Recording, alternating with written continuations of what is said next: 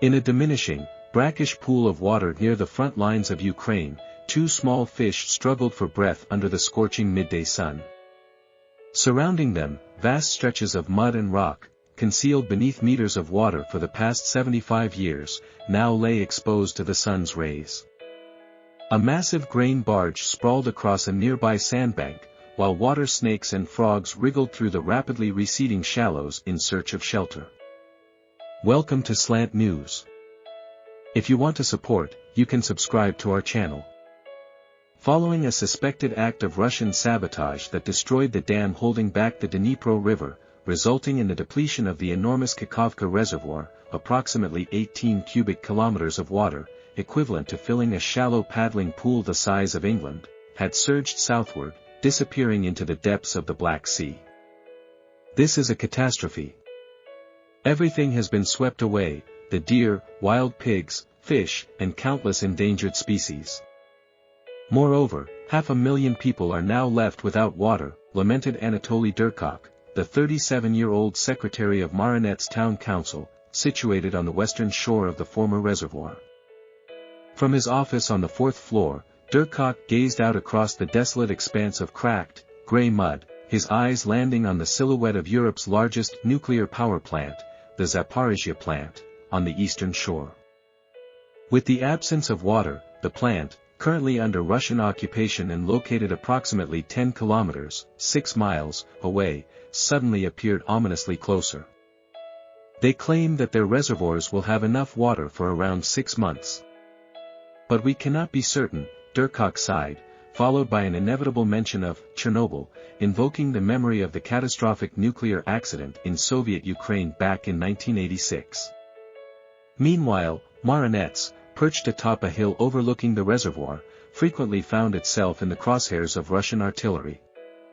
They keep a watchful eye on us with drones. If they spot more than 5 people gathered in one place, they commence shelling, Derkach revealed. With the reservoir now empty and water supplies severed, the town council had no choice but to establish temporary distribution points throughout the town. How do you think I feel? I'm trudging around like a pack animal, compelled to transport water, grumbled Yulia, a pensioner standing in a queue of over 20 people beside a set of taps in a large plastic tank in the town center. And it's not even potable water. I'm terrified for the future. I see no way out of this predicament, added her neighbor, Nina, aged 70. Marhanets, along with other neighboring towns, was devising plans to construct new canals, connecting them to alternative reservoirs. However, many residents had already departed, and local mines and industries were forced to shutter. Local farmers now sought access to old wells and small streams in search of alternative water sources. I don't understand what they were thinking, those Russians. The environment will suffer, and it will be challenging for all of us, remarked Ivan Zarusky, a 56-year-old man taking a brief respite from loading straw bales onto a trailer, joined by a group of relatives and neighbors in a field outside town. Most importantly, we must prevent the nuclear power plant from exploding. Nevertheless, we will endure this ordeal. We have nowhere else to go, so we have no choice, he added with a smile. Moscow disavowed any involvement in the destruction of the Kakhovka Dam within Russian-occupied territory and instead accused Ukraine of launching missiles at it. Further south, below the decimated dam, the tumultuous floodwaters that surged through the port city of Kherson and smaller towns had begun to recede, after causing widespread destruction and claiming the lives of dozens of people, forcing thousands to flee their homes. We're resilient, like rats. We can endure anything, remarked Irina, a 73-year-old retired teacher, as she and her husband, Evhenii, slowly removed the waterlogged contents from their small cottage. At one point, the floodwaters had risen to the roof of their home on Tchaikovsky Street, located near the Dnipro River in Kherson center. Now, only a few remaining puddles dotted the outside, beside a collection of small boats that had been utilized during the flooding. At least this happened at the beginning of summer.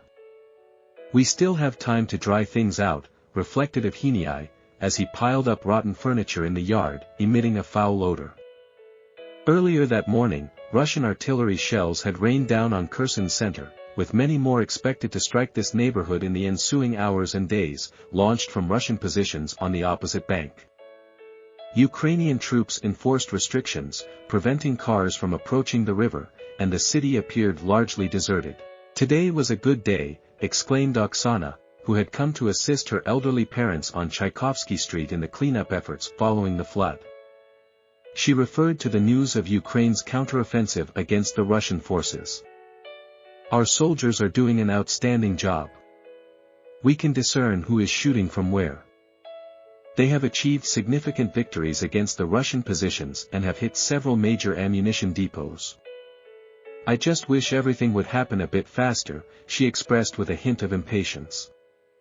Close by, Oksana's 78-year-old father, Vladimir, slumped into a chair.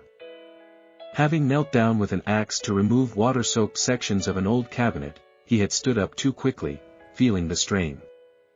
He was born here. He has spent his entire life here. Most of the people who have stayed in this neighborhood are elderly.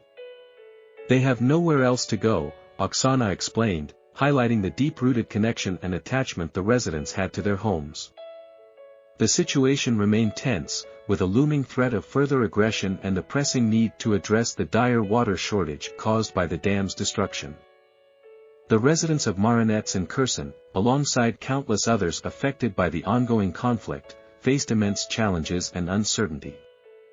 Yet, amidst the hardships and dangers, their resilience and determination to persevere shone through, fueled by a sense of community and an unwavering will to overcome adversity.